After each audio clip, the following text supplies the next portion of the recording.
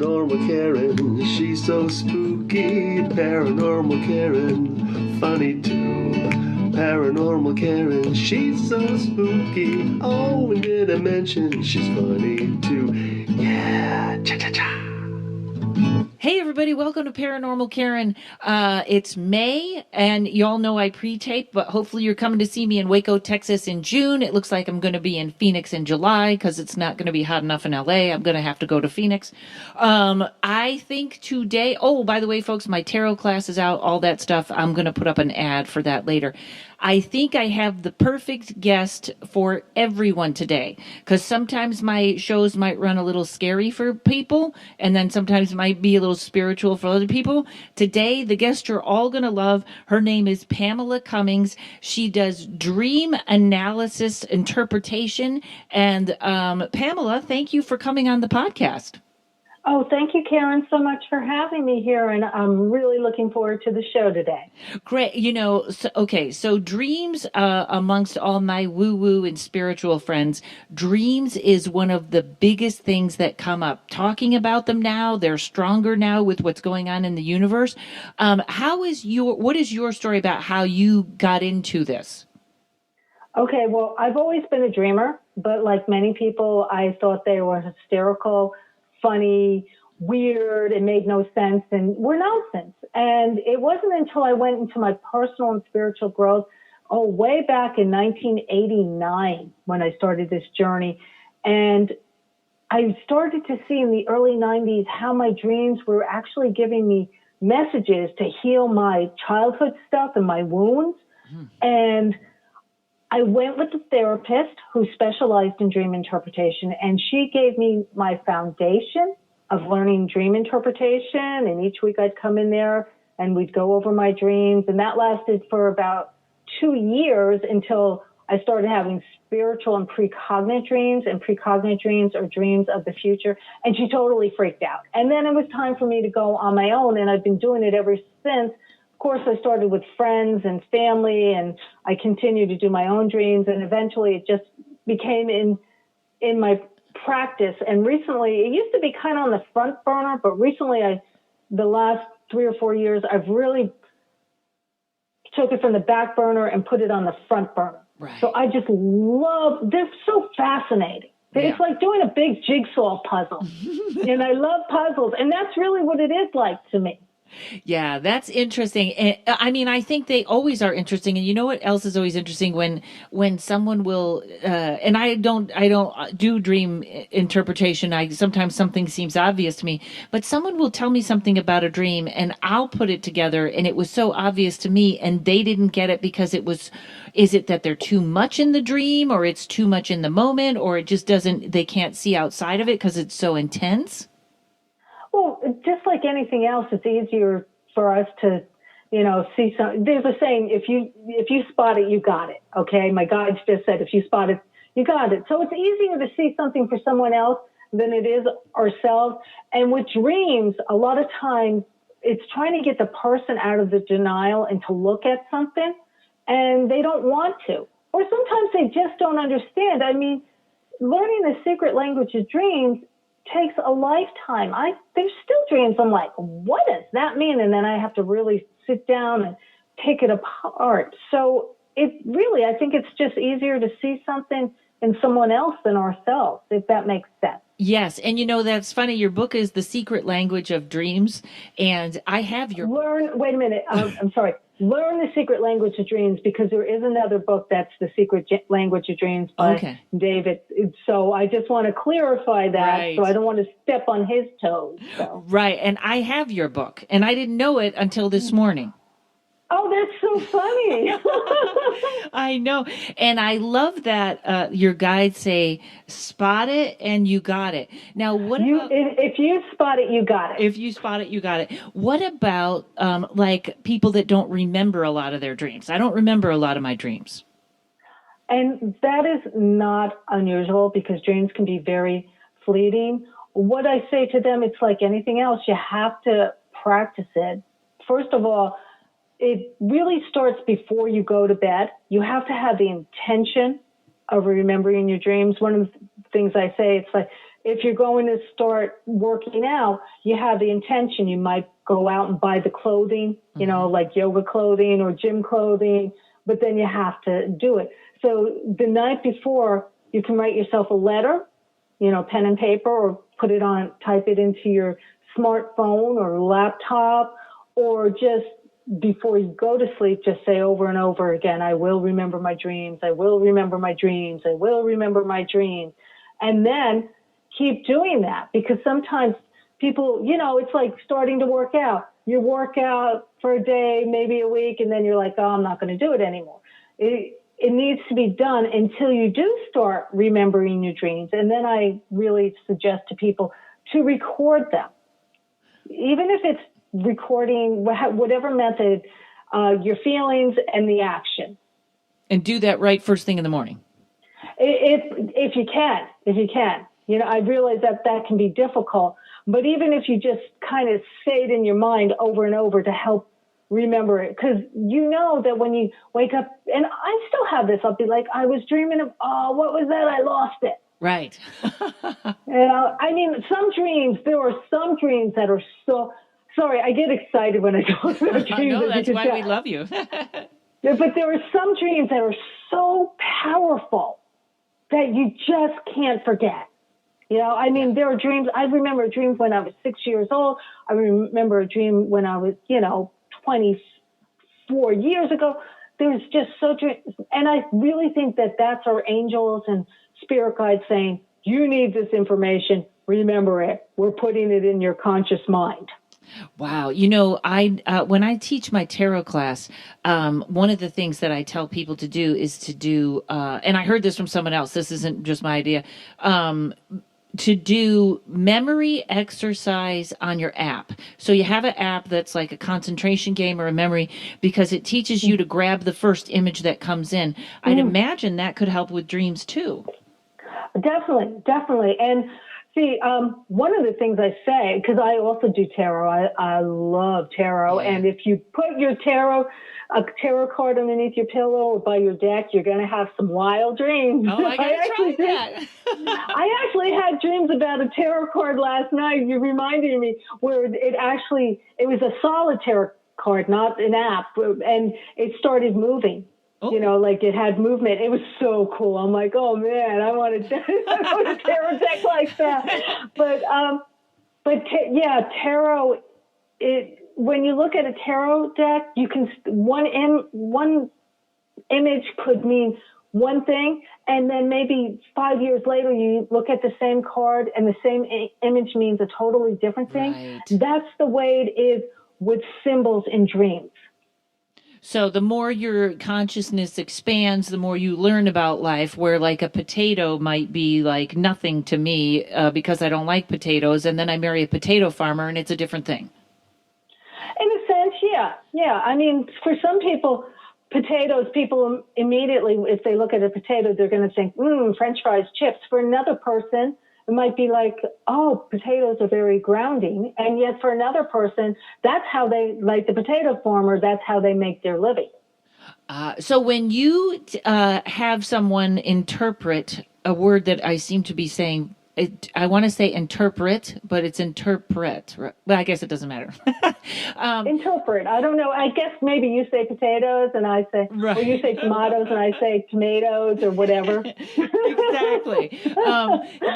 So when they do this for their dreams, it's really a partial guidance and then partial just what it means to them. How would you advise people on that? Oh, okay. Well, basically, a dream is really all about you, and it can be guidance, but there's so many different dream categories. I'm trying to see the best way to explain this. I think someone might give you a dream dictionary, and it says this means this, and you say that doesn't appeal to me. Oh yeah. Oh God. Dream dictionary. And they have their place. Okay. One of the ways I explain dream dictionaries, and I will get back to what you asked me before, is dream dictionaries are kind of like learning your ABCs. Okay. Mm-hmm. In order to write poetry or write a book, you have to know your ABCs. But it takes time to learn to formulate words into sentences. What should I use, a question mark? Should I use a period, exclamation mark? Okay, let's make this into a paragraph. Is it a past tense? So it gets complicated. And the same thing is with a dream dictionary. And one of the symbols I always use, because I love cats, okay, is like a cat, okay? So a cat, if you look in a dream dictionary, can mean mysterious, independent, feminine, standoffish, okay? And when you think about it, it could be somebody who's catty or whatever. But for me, a cat can be feel very loving, very kind. For somebody who's afraid of cats, okay, it can be very scary, especially if it's a black cat. For somebody who hates cats, okay, that's going to be a nightmare, okay? For somebody who just passed away, that's going to be very sad. For somebody who wants a cat, that's going to be exciting. Okay. And that's not even putting in really, like, going really into the feelings, situations in your life, putting in the other actions and dreams and other symbols. Right. Okay. So a dream symbol is good to go to when you're completely baffled. Like, I one time had a white lizard, and I had never had a white lizard. And quite honestly, I don't remember what it is. Okay. But there's some things off the top of your head that, like, the snake is kind of easy. Snake can be so many different things, right. Okay? But it's what you're feeling, what's going on in your life, things that happened to you in the past, and so many other things. Right. So, it's funny, back about tarot a second, I actually just started taking a Vedic astrology class, and they were just explaining the houses, and literally without even knowing it, they explained one of the houses, what it meant. And I wrote down, high priestess. Like, now I do so much tarot, I think in tarot, like it comes up everywhere. When I do my readings, let's say I do 4 and 5 tarot readings sometimes in a day, and I sleep like the dead. Is it actually possible I could be dreaming about other people's stuff because that's so much interaction, or is that kind of not really? I don't see why not. Okay. I mean, that's kind of dreaming about, like, being someone else or picking up on someone else's stuff that's going on in their life, especially right. close family members. Yeah. Okay. So why not? You just don't remember it. I mean, sometimes I will actually get information for clients in my dreams, or even, like, I find, especially like if I'm washing dishes or using the bathroom, I always get information.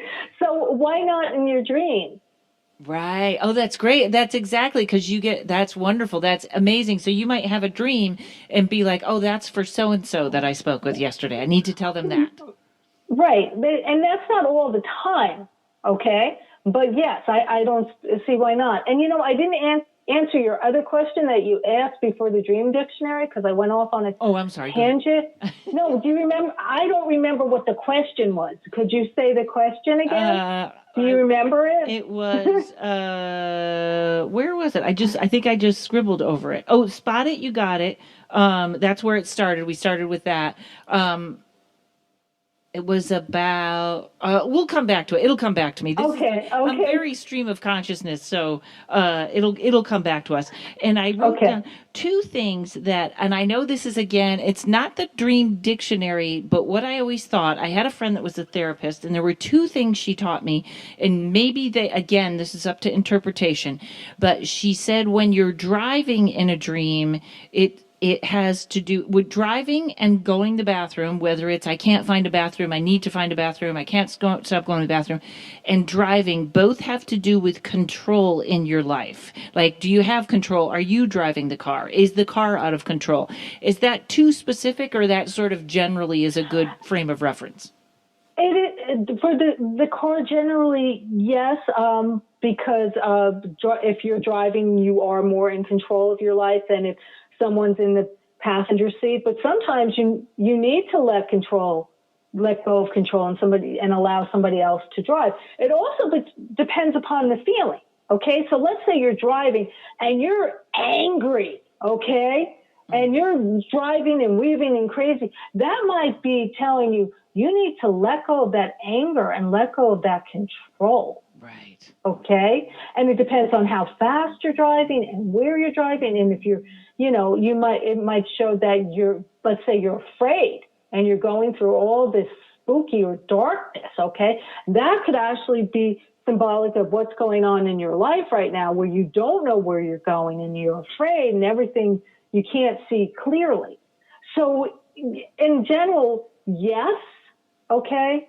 But no, now going to the bathroom, okay, could mean about control. Okay. But it also can be an environment dream, which is letting you know what goes inside of your body and also what's going in your outer environment. Okay. So you might just really have to urinate really bad. And that's why right.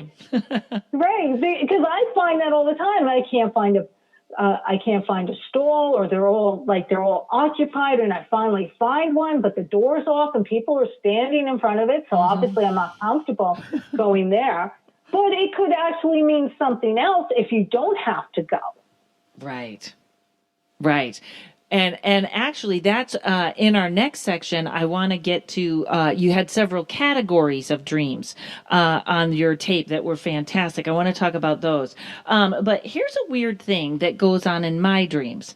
I can't remember a dream where I felt like I was in a comfortable or a good place. And now we're going to have a siren as though that's a warning of my dream.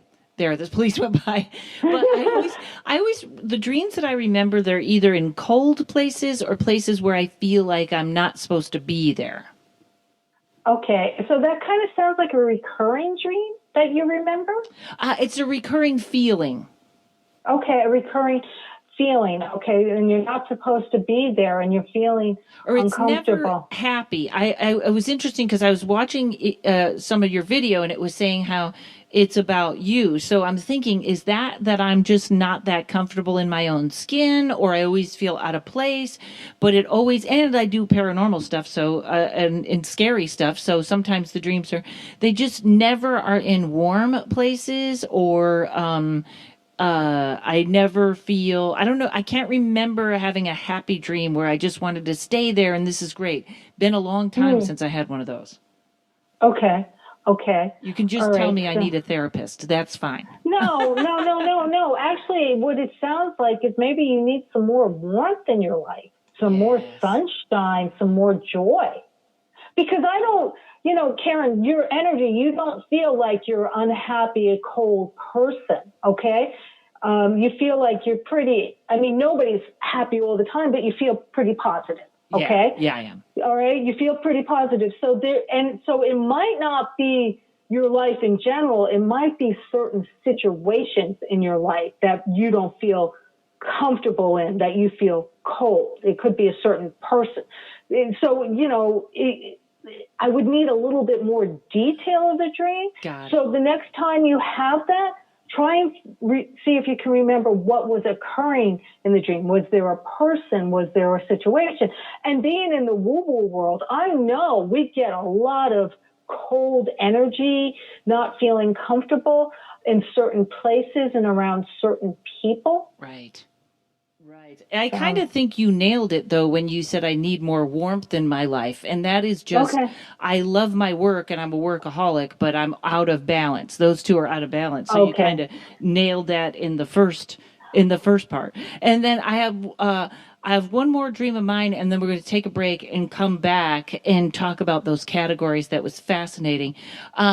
I had this dream a long time ago when I first started really meditating and getting into my spiritual practice, and I was in my 20s. And I told this to a minister once, and he said, terrible thing. He said it was terrible. That was, you have to go to church. You have whatever. He took it the wrong. And I was like, that sounds magnificent. Right. It scared that guy away. So it was a good dream. But I had a dream, and I was at a seashell. There was a seashell, and it rang like a phone, and I answered it. And it was God. And he said, hey, Karen, did you want to ask me something? And I think I asked him something stupid, and I said, yeah, and then he said, but really, what did you want to ask me? And I said, well, is everything predetermined or is there fate? Because I'm working very hard. And if it's predetermined, I'd like to just watch TV. Like it was something like that. Like if we don't have to work at it, why am I working so hard? And I remember he laughed for the longest time, laughed and laughed and laughed, and then came back on the phone and said, I tell you what, you pick one. And I thought, I went, oh, like you got me. But it was a very positive dream. But he freaked out that I had spoken with God in my dream. He thought that was terrible. Oh God, no, because, we're all, this is my personal opinion, we're all children of God, Goddess, higher source, whatever you want to call it. Now, what I find interesting is, you're out in California now, so, the beach obviously is a place where you feel comfortable. The seashell is a part of nature, okay?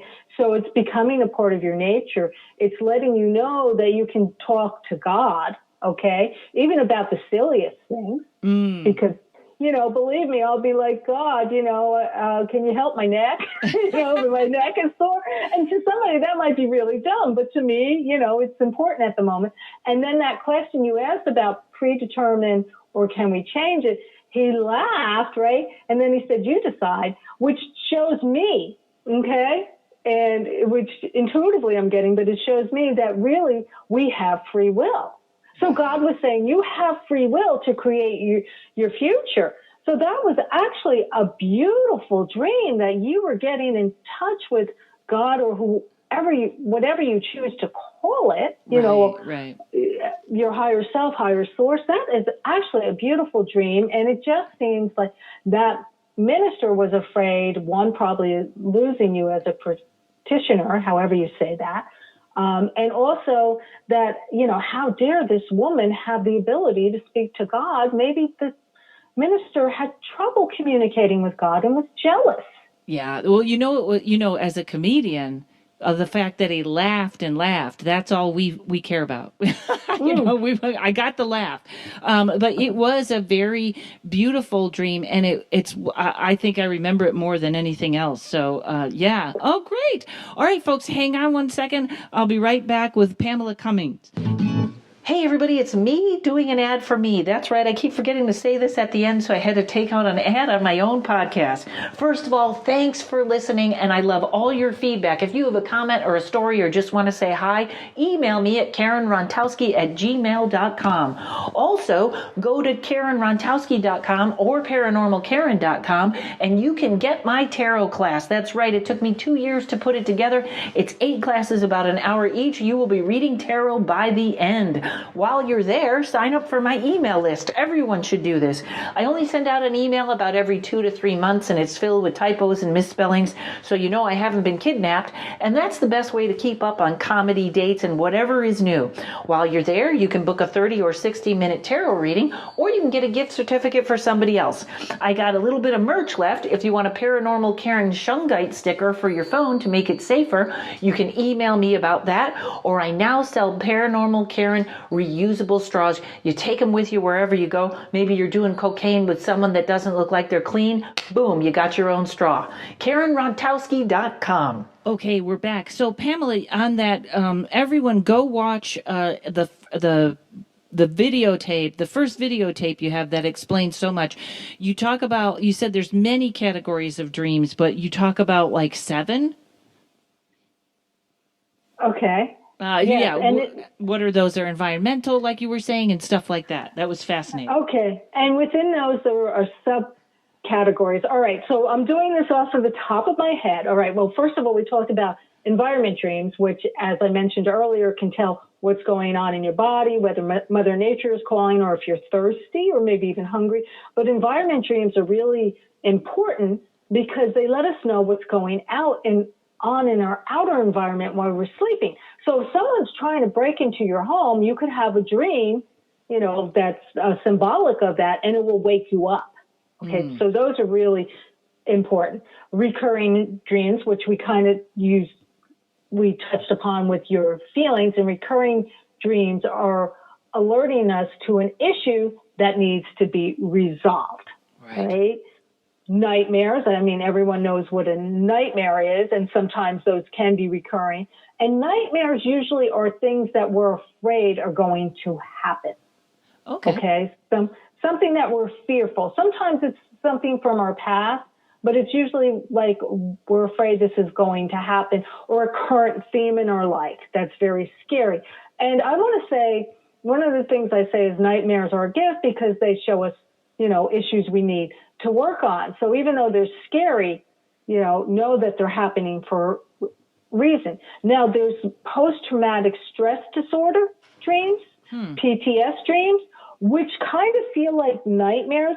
The difference with those are actually events that really happened and they're traumatic. I'm not talking about someone breaking up with you. Obviously, that's hurtful.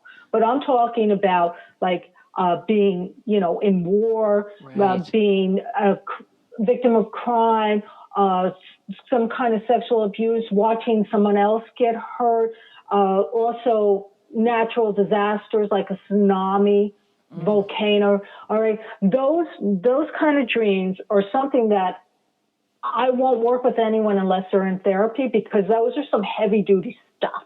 Okay. Right. So if you're having a dream and it usually has like pretty much the same thing that's going on, it might be a different person, whatever, but the feelings are kind of the same. I would suggest getting outside help, because you're not going to do that on your own. Okay. Right. And do they know those because it might take them back to that scene? They would recognize them that way, or because they're the same feeling, that panic of that time, like it's a different stress? Exactly. Okay. It's kind of the same feeling. It feels similar, although you're not really sure what's going on, because a lot of times it can be repressed, especially with childhood abuse. A lot of times that stuff is repressed because, as a child, you can't handle it, and it comes back. And you kind of know what's going on, but you don't know exactly is a good way of putting it. Because your subconscious isn't going to throw it at you like so much that it traumatizes you again, right? They mask it a little. Well, as a teacher, exactly. And a teacher used to say to me, one of my teachers used to say, psyche is kind and will never give you more than what you can handle. And I love that. That's with those kind of dreams. Okay. Then let's move on. Let's push that energy away. Then there's this is like one of my favorite kind of dreams is solution dreams, because they give you solutions for problems in your life. And a lot of scientists, medicines, Albert Einstein, Elijah Howe, who created the sewing needle, got information from their dreams, got solutions. I'm sorry, I love that story. Can you tell us the sewing needle story, the sewing machine story? Okay. All right. And hopefully I'll get it okay. Elijah Howe, he was a contributing factor in doing a sewing machine needle. Okay. And he had this dream, I don't know how many people sew these days, but the old needle and thread that you would do by hand, the eye of the needle is at the top, right, where you would put in the thread. Well, he had a dream that the thread went through the bottom of the needle. And that's how he discovered the sewing machine. Because if you use a sewing machine, the thread is at the bottom. It's in the bottom hole. So I thought he had, and I'm not sure about this either, but we'll make it, this is a great story. I thought he had a dream that people were throwing spears at him and the hole was in the bottom of the needle. The spears had the hole in the bottom. Yes, that is correct. That is correct. Yes, and Einstein, I don't know much about Einstein. Did he have dreams like that where he got his solutions through? Yes. In fact, what I was told with Einstein, and there are different variations of this story, but what I was told is he would think about a problem and then go to sleep, or a very meditative state where he was knew he was going to fall asleep, and would put these heavy metal balls in his hand. So this way, when he started dreaming and drifting off, the ball would slip out of his hand and he'd wake up. And that's how he got lots of dreams. Interesting. So he would hold the. So was that so he would wake up almost like on the edge of the dream instead of like. Yes. Oh. Yeah. So he would wake up, during or after the dream. Now that's what I was told. Historical. If there's any like historians out there, that might be off. But basically, we don't double. Yeah, check but those. Albert Einstein definitely used it, and you can use it for your own life. I mean, I'm going to give a personal example. When I met Chris, who we've been together for, oh my God, like 8 years and 3 months. Okay, we lived together, and when I first met him, I met him online, and he was taking forever to set up a date. You get those guys who are like, "Hey, baby, let's meet," and you just, whoa, we just emailed. I got one email from you, but he was taking forever, and I was to the point where I was like, he's married, something's wrong. I can't handle this. And I said, God, what should I do? Okay, with Chris, and I went to sleep, and I had this dream about him. He looked a little different, and I really liked him, and I could tell he really liked me, but he was so shy, like he kind of ran away. And that's how I knew that he was right for me, okay? Because I knew he liked me. He was just shy, and I'm so glad that I asked for a solution, because here we are, Yes. Like it's like energetically we're like husband and wife. So you can use it for your love life, which direction to go in business, should you buy a new car, move. I mean, you can use it for so many different things. This may be a physical thing, not a mental thing, or not a psychological thing. But sometimes when we're first falling asleep, you kind of get shook up awake, like you kick, like, but you know what I mean? Where right as you're about to fall asleep, something happens. Does that have anything to do with dreams, or is that more of a physical thing? Quite honestly, I don't know, but I can tell you this: it really irritates me. I know. And for my guys are kind of saying, well, maybe it's us. Like maybe they don't want us to go to sleep yet. I really don't know. Right. And I love the solution dreaming. Sometimes I think even sometimes I'll wake up in the morning and go, no, you're not doing that. Or like something I've been thinking about. I know sometimes in the morning I do wake up with that, like, no, this is how it's going to go, or this is what I'm going to do. Very clear. Have you ever heard the old hag dream? No.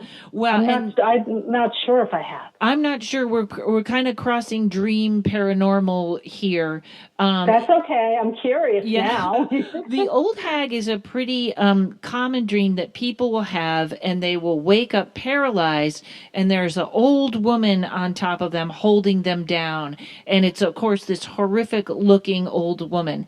And sometimes people have it happen all the time, or there was a woman that wasn't getting any sleep because almost every night this thing was waking her up, and they wake up paralyzed. They can see, they just can't move, they can't do anything about it, and it's called the old hag because it's always an old lady, like a witch of some sort.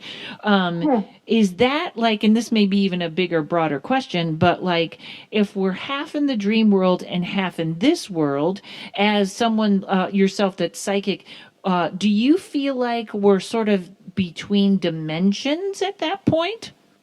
That's what it sounds like, because I've never had an old hag dream, but I had one. It was like, I want to say it was like a dwarf, if I'm pronouncing it, DW. Yeah. A dwarf. Okay. And I actually had one of that right when I was like really young, like I was like 21, and it felt like I was in between, but it was in my room. Okay. And it said boo. And I was terrified. And then years later, I was doing this meditation with a group of people, and it came to me, trying to scare me. And by that time I was more in my power, and I was like, go away. So to me, that feels like a visitation dream. Yeah. That like feels this like old hag. Yeah. Yeah, that's what that was with the dwarf, with the old hag, as they say. That feels like it definitely a visitation dream. Oh, okay. Yeah, it's very interesting when people get where they can't get up or their body is paralyzed or I know that I might be in physiology more than dreams. Do people come to you a lot with that where they get paralyzed or they can't get up or that nightmare that just you try to scream and you can't? Honestly, no. Oh, really? No, I don't get a lot of that. I don't get a lot of that. No, I don't. I get. That hasn't happened to me in a long time, but I remember being in the nightmare and not being able to wake up. Maybe Well, that's a better. that's like, yeah, that's perilous, being paralyzed in a nightmare. But with the old crone, that really just sounds like a visit. Like she's, going, finding people to visit to. Now, a nightmare, sometimes, yes, you can't move because, it's like you're paralyzed with fear. Okay. All right. Yeah. So Okay. that's sort of. I want to say the old hag, excuse me, is different from a regular nightmare. Okay. Yeah. That falls more paranormal than dream. Right. How Yeah, about. correct. Yeah, lucid dreaming. I used to very much focus on flying in my dreams. And I think it was like a practice, like I'm going to fly in my dreams. And at one point, I got so good at it, I could get a picture of a movie star, put it by my bed, and literally fly and go have sex with that person. That's how good I had it down. I can't do that now, but how about lucid dreaming? Is there a big difference or controlling them or how does that fit into all this? Okay, and lucid dreaming is not my expertise. Okay, I'm going to be completely honest, and this is just for me. I don't like lucid dreaming. I'm not comfortable with it. I've done it. It's happened to me a few times. I know a lot of a lot of people specialize. In fact, I had this one place that wanted to categorize my blog as, that I was lucid dreaming, and I said, no, I do dream interpretation. It's different. That's like PTSD, and that it's not for me. This, and again, this is my personal opinion, and I'm not putting down anybody who does lucid dreaming because we're all different. But for me, I don't like to control my dreams because I feel like they're a message from my higher self, from God, angels, whoever, okay, that they're trying to give me a message. And by me controlling it, I'm not getting the message clearly. But I know that lucid dreaming helps people with their nightmares and other ailments in their lives. So I'm not putting it down. Right. It must have a place. Yeah. It definitely has a place. It's just like, well, there were some like tarot cards. Where did Aleister Crowley? Mm-hmm. You've heard of him. His deck, right? Now, I knew nothing about him, and I had this was many years ago. And the first deck I had was the Egyptian deck by Clive Barrett, which I think is worth a lot of money now. Nobody's getting my Egyptian tarot deck. That was my first deck. I don't use it much.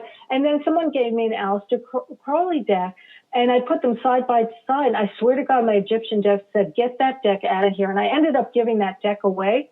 I did not like the energy. Now, other people love his stuff. So it's really what you're into. Right.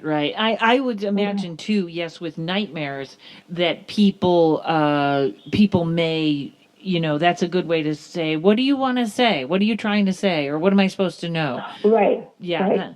Right. So lucid dreaming. So I don't think we got to yet prophetic dreaming. And precognitive dreams? Precognitive, that's right. Yeah, precognitive dreams, those are, we didn't get to those. Those are basically dreams of the future. You're dreaming of something, and they can be warning you of something, or they can be very symbolic. They can actually, and for different people, it can be things that are going on that are going to happen in your life, or it could be world disasters. And then there are some people, and I thank you, God, for not giving me these kind of dreams, that they have dreams about, crimes, murders, and stuff like that. And and so how do you know? Because people will say, well, how do I know it? It's kind of like a different feeling. Sometimes you just know. Sometimes, but a lot of times with all of them, you have to allow events to play out. And when certain events play out, especially if it's a warning dream, you can say, oh, no, I'm not going that way. Right. Okay. Yes, and when and I want to get back to the people that have world dreams or crime dreams in a second. I on a bonus episode, my friend Matthew from a listener named Matthew from I think everyone's my friend. He was telling how he had a dream of being in a cemetery with his friend, and these two dogs came, and he said, they had to run away from these dogs, and I think he said it was quite a few years later that he actually found himself in that situation, and he heard the dogs. I don't know if he said before but it was almost like, and he realized he was in that dream. So these have no time constraints. They're not always close. That's a wide open field, isn't it? Exactly, because you have to remember that just like, when you cross over, right, and you're in no longer in physical form, there's no time. So in our dreams, there really is no time. It could happen the next day, the deja vu, or it could happen much later. In fact, I just interpreted a dream for a client, and the dream it's actually like it's what I call a spiritual chapter dream, where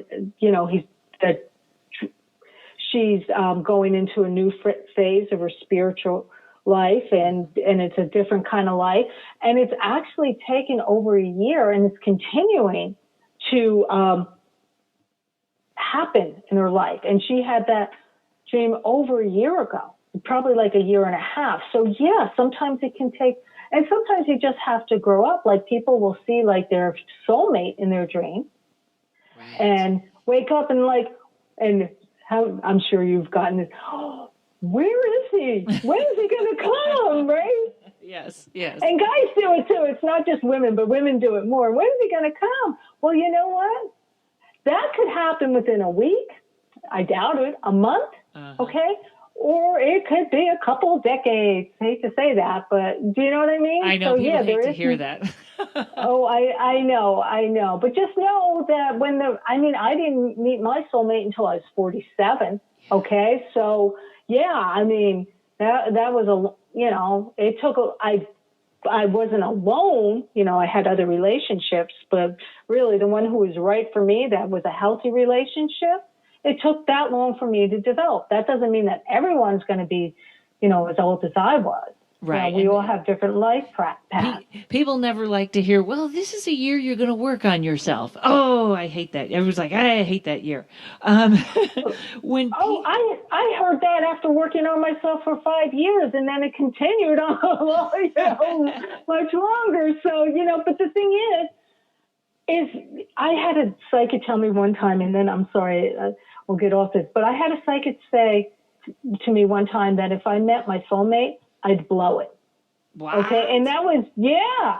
And you know what? But the truth was he would have blown it too, because we weren't at that stage yet, at that level of maturity where we would have accepted each other for who they were. We would have tried to change. There was a lot of growing up we had to do. Right. So think of that. If you meet your soulmate today and you're not destined to, you're going to blow it. That's a great, I would go with a more gentle, this is going to have to unfold like it's supposed to, sort of. Yeah, but I always think that too. Yeah, exactly. We need to be in the right space. They need to be in the right space. Maybe some karma has to happen or get fixed or whatever. And let's take a break, and then we'll come back and talk about more categories of dreams. Psychic medium and buddy of mine, Terry Huberman, is with me today. Terry, you've given me so many great readings and healings, and now you've got everything together in one package. Tell me about that. I sure do. So this package has energy healings, readings, and coaching. Coaching, that's the best. And people, they buy the package. You give them coaching once a week? Yeah, so we meet online once a week, and in between there's support as well. And who would this be for? This is really for folks who are in indecision, needing to get into into their intuition because they're blocked or stuck. They need to move forward. And so we explore what the root causes of the problems are. And helps them get out of their own way. Yeah, absolutely. Terrific. And what can they expect from this? Sure. So moving from anxiousness to confidence, accessing their freedom, joy, and security, and really being in alignment with themselves so they have that clear direction, so they know, aha, this is what I need to do next to reach my goals. So now there's something that's free so people can talk to you and see if this is for them. Yeah, absolutely. On my website, terryhuberman.com, there is a page where you can click, and it's the intuitive coaching package. And there is a button there that says schedule a free call. So you go ahead, schedule it. We'll get on a call and you can learn more about this program, and we'll see if this is a good fit for you or not. See if there's chemistry. Yeah. Beautiful. It's an odd date. terryhuberman.com, TerrieHuberman. I highly recommend it, folks.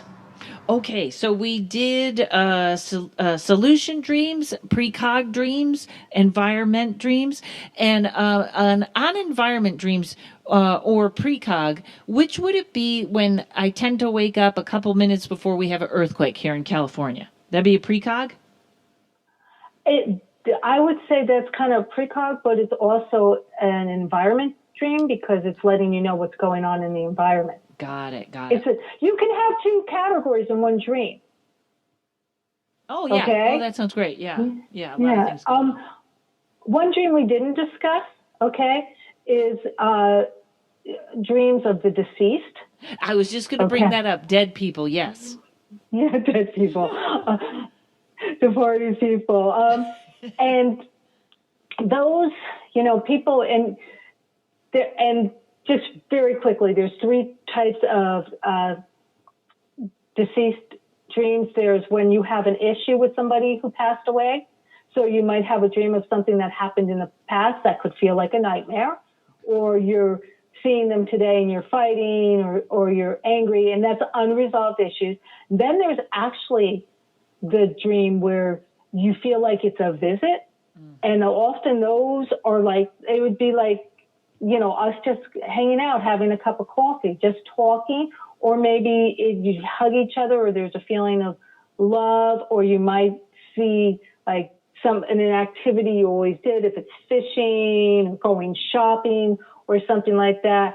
And they're usually very upbeat, happy, filled with love. All right. And those are a visitation dream. And then there's a combination of both. And some of those visitations might just be someone coming back and going, hey, I'm fine. And this is weird, right. But in most of those visitations, I don't know why, but everyone, especially as a parent, the person comes back, they look like they're 30. Have you ever heard that? Yeah, because when you go out and you're going somewhere special, are you going to dress up in sweats and a T-shirt, or are you going to put on some nice clothes? Yes. They like to come back looking their best if possible, or in a way that you're going to know them. But and it's also a way of them letting you know that they're at their best. I'm feeling my best. I'm looking my best. Right. Right. Okay. And as opposed to Hollywood, which wants us all to look 18, 30 is the general soul good looking age. Right. Well, because we're a little bit more mature. And I also want to say, when it comes to visitations from your deceased loved ones, a lot of times they occur right when they pass, for them to kind of comfort you. But they can occur years later, especially if you're filled with grief. Or maybe they're just coming years later to stop in, hey, I know you're going to have a baby, but or, a job promotion, or, hey, I was just passing by thinking of you. For me, I've actually had, I guess you could say, a precognitive dream, before. I've had it with my mom and my cat Midnight before she passed, where they, I actually have a dream beforehand. One was Midnight was symbolic because they knew I was so devastated when she passed. And my mom was just a feeling of love. No words were spoken. And then she passed, a week or two later. So. This is such a weird thing. I just have to say it. I don't think I'm going to die anytime soon. In fact, I feel like I'm going to be an old lady. But I always have this feeling that I'm supposed to die before my parents. Oh, Alexa is talking. Alexa will not shut up.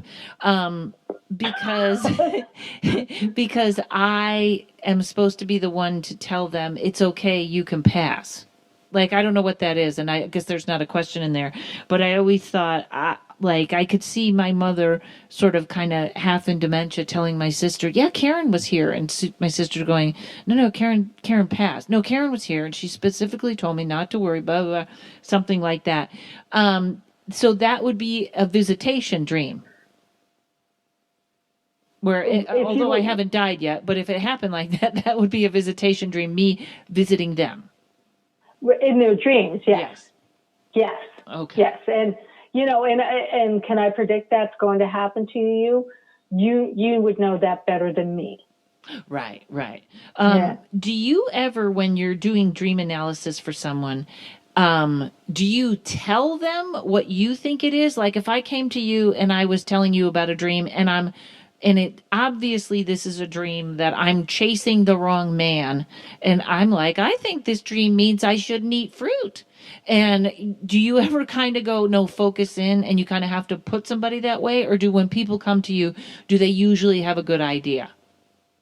Well, it depends upon the client. Some have no idea, and which sometimes I like to give, especially if we're on the phone. Okay, I like to give at least 2 interpretations, 3, because people really, you kind of get like ding ding. You're like, your inner ding goes off. It's like, yeah, that's right. Now going to there are other people who are in denial. When you said that dream, it reminded me of this client I had who had this dream. She was in the kitchen with her mom and her boyfriend, and her ring finger, right, was burnt. Like it had a burnt mark on it. And I said, I hate to tell you this, but the kitchen is like, the home of the family. You're with your mom. And I feel like this guy is actually going to burn you in love.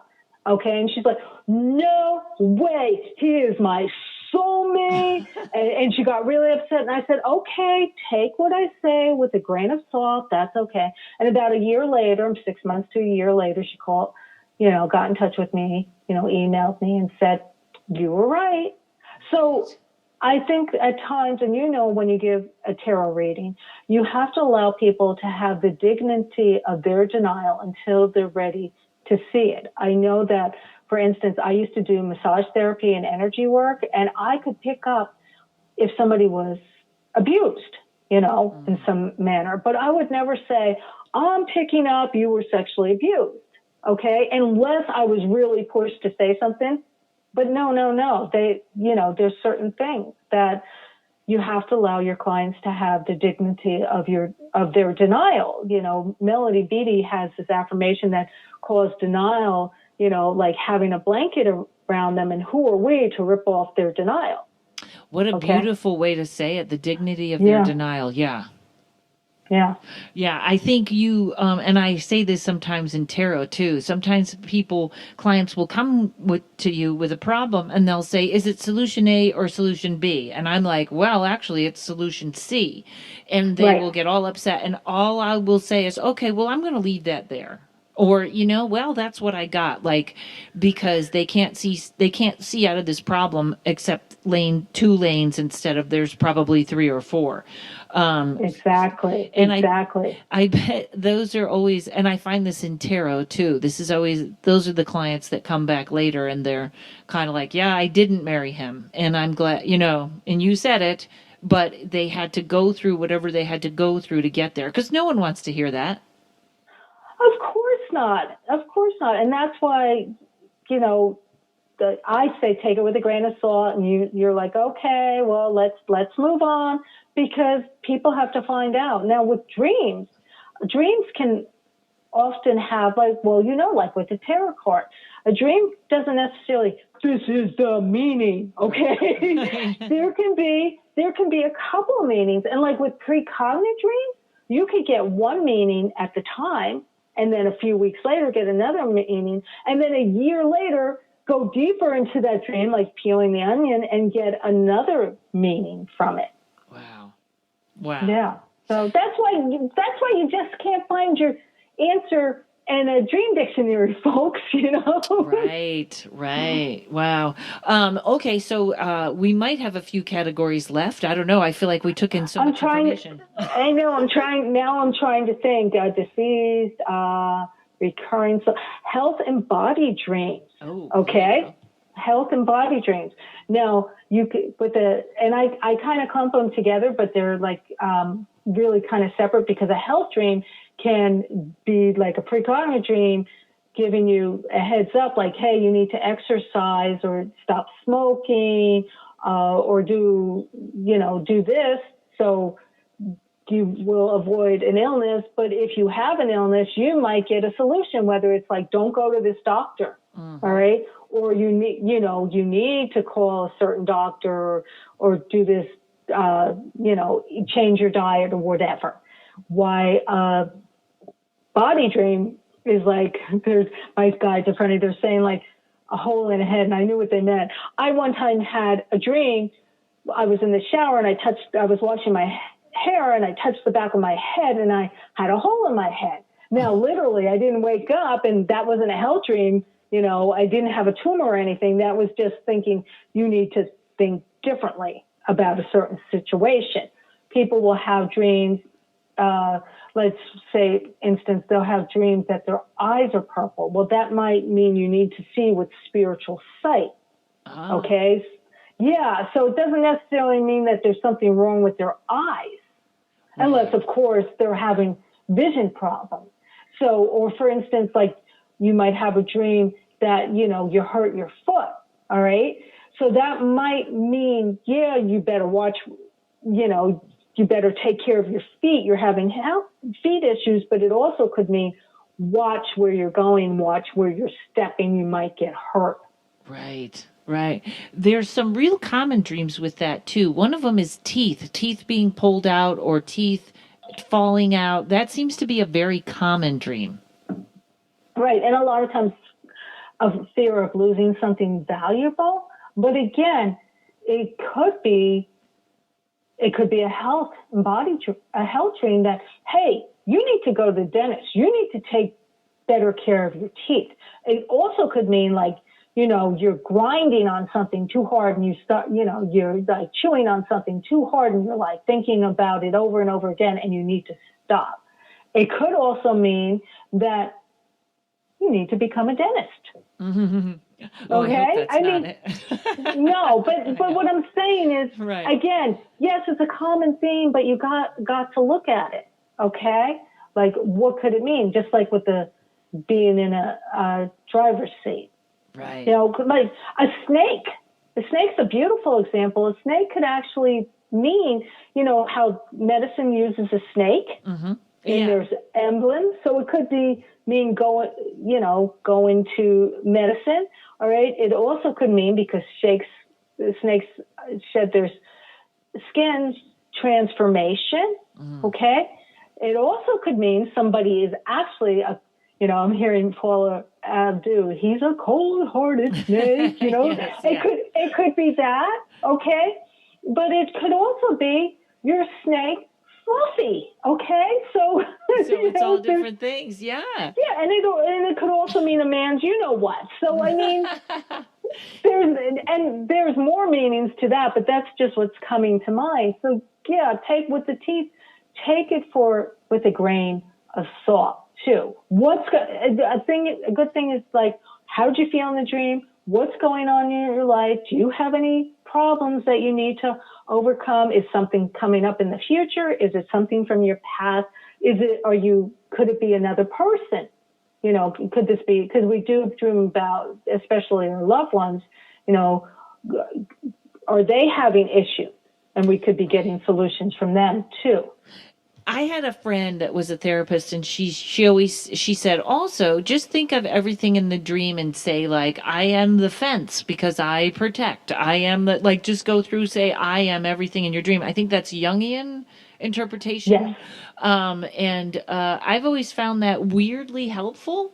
Or as a comedian, I think that sometimes double entendre, or looking at comedians look at a topic from a circle. So if there's a Right. photographer in your dream, I might think, oh, they're trying to capture something, or there's something's out of focus. Like, it tends to lead to see it in a bigger circle. And if people just ask themselves that, they might get that. So, but that's also the journal where you're writing it out, right? Right, right. And that's, yes, that's definitely another part. And I agree with that, to look at. For instance, if you see your child, that could actually be your inner child. Okay. So yes, and so that is definitely another area. I'm not a Jungian expert, just like I'm not lucid dreaming or PTSD. You know, I mean, dream interpretation is much bigger than that. But I definitely agree with that, and sometimes I will use that as another interpretation. Right. You know how I say a couple, and I will say, or, you know, there's a theory that you are everybody and everything in the dream, and then I'll put that in. So yes, I definitely agree with that. Well, obviously, too, from your background and what you do, I would imagine that at this point in time, you're grabbing from probably like 5 different things. I'm a little intuitive. You're getting a little of my guides. You're getting a little not, like, I just think that's probably why you're so great at this, is because it's a little bit of everything. You sort of, your brain knows which way to tune in when you hear it. Right, right. It's like, you know, it's like I'm really good at putting all the pieces together, puzzle pieces of a dream, because I used different aspects. Even when I would do readings, you know, it wasn't I just did tarot, it was like different aspects of myself coming together. And I've been doing it for a long time. Plus, as you know, with each client, you know, the one tarot card or the 3 tarot cards means something different for each person. Right. Do you know what I mean? So, right. You know, it's going with, is this person, and I think you do it intuitively. Does this person hear better? Do they see better? You know, do they feel better? Even on the phone, you can kind of get their energy. So, yeah, I guess you could say I do Pamela dream interpretation. Does that make sense? Yeah. Yeah. You know, it's funny. This is a new thing. I know with the sort of the veil getting thinner, or everything that's going on today, I sort of feel like everything keeps shifting. And this is just a weird tarot thing. Sometimes a client will call me and I'll put a layout down and I'll start talking really fast. And what I've noticed is my eyes are fluttering. Like, that never happened before. And I feel like either I'm getting the information fast and that's just like my body trying to keep up. But I think lately it seems like there's a lot of other the veil seems thinner, or like things are getting clearer. It's just a really neat thing. So hopefully people will be getting some dreams clearer. Yeah, and to me, when you said that, what I intuitively picked up is it feels like you're starting, the way you're doing readings and starting to be different, and you're channeling higher energies too, and different energies. Okay. Yeah. So don't be surprised if you know, because there was a time where I did really use the cards, and then one day I noticed, hey, I didn't even pick a card. I just gave this person a reading. And sometimes when I'm actually doing dream interpretation, this is pretty neat, I'll see a tarot card in my mind. Oh, that's great. Yeah, so don't be surprised if your readings are starting to change and your dreams might. Yeah, and I've actually heard, I was reading an article about like dreams, how like with all this craziness that's going on with the virus and stuff, people dreams are becoming clearer because they're not, you know, most people are like, they get up, they do this, and they're going practically 18 hours a day, and then they sleep. Okay. Seriously. And as lifestyles change, and as you said, the veil is getting thinner, so naturally our lifestyles are going to change. We're seeing, feeling more, and remembering our dreams more. Yeah, and it's funny you say that about tarot, because my readings are, I say there's 2 ways you read: on the cards and off the cards. And if you learn on the cards, off the cards is going to happen. And lately there's been a lot more off the cards Yeah, in places and dates and stuff like that I didn't used to do that much. It's funny because sometimes too when we go ghost hunting or investigating, I will see things through the cards too. It's so funny, but it makes sense because they are a reflection of the archetypes in our subconscious. So why wouldn't we see them? Right, exactly. Oh, and exactly. One last question about dreams, and maybe again, this is just, it has to be in the dream, but what about when animals talk to you in a dream? I always thought that seems like a good positive, almost like a spiritual, a higher spiritual thing that the animals would speak, but maybe it's not if they're swearing at you or something. Yeah, again, it really depends. But if it's done in a positive, loving way, yeah, I would say go for it. It's definitely very spiritual, high level. They're Right. communicating with you, and people might say, "Well, animals can't talk," and maybe not verbally in our dreams because we're in a different higher realm. Yeah, that they can speak. I mean, I communicate. My cat one time was having problems, and I was like, Merlin, what's going on? Do I need to take you to a vet? You're not moving. I'm really upset. And in the dream I had that night, he was like sleeping on my bed, and he communicated in my dream like something was going on. Like I saw his spine, and I saw the lower spine was all red. And I woke up and I went over to him and I started petting him. I'm like, Merlin, I said, does your hippie hip, because he knows what hippie hip means, does your hippie hurt bother you? And I could feel his energy get happy, and he licked me, and I knew then don't take him to the vet because right. It's just his hip is out of alignment, and if you put him in the cat carrier, you're really going to hurt him. So yeah, animals definitely do communicate in our dreams. Awesome. And folks, I'm going to have all the links to Pamela's site in the show notes, but tell everybody they can like if they have a dream, how do they contact you if they want you to help them with that, or any other you do spiritual coaching. Give us everything that we can get from you. Okay. I have two websites. One is totally focused on dreams. It's Learn Dream Interpretation. And if that's too much for you, Pamela Cummins, Cummins, no G, Cummins. That's another website. And I'm on Facebook, Pinterest, LinkedIn, and not so much on Twitter anymore. So they can reach me there. I also have books, which are on not just Amazon, all of them, because I know people go to Google Play and iBooks and, again, just use my name, Pamela Cummins. Yeah, I'm like all over the place, Yes, and take a look. You, like I said, you do a bunch of different things. You do. It said spiritual coaching and yeah. Yes, I do spiritual growth coaching because. And even with your dreams, you can understand your dreams, but if you don't apply it to your life. So I do spiritual growth coaching, which is learning to understand your intuition, connecting with a higher source, boundaries, all kind of communication and relationships. Because I did specialize in love and relationships for a while, but it was time for me to move on for that. We go through different chapters in our lives. Yeah. So, yeah, it's real. That's why I took the dream interpretation off the back burner and really put it on the front burner, because I really love doing that. And it's so fascinating. And I think it has a real place in this awakening that's taking place. Yes. We've been fascinated since like the dawn of time by our dreams, but I think people are really starting to expand. And that's why there's so many craziness in this world. But, a wise woman once told me, out of horror can come beauty. So we're going through this shift to come back to where we really need to be. Yep. Yeah. And it's not going to be fast. It's not going to be fast. No, not like a microwave cooking your dinner. I know.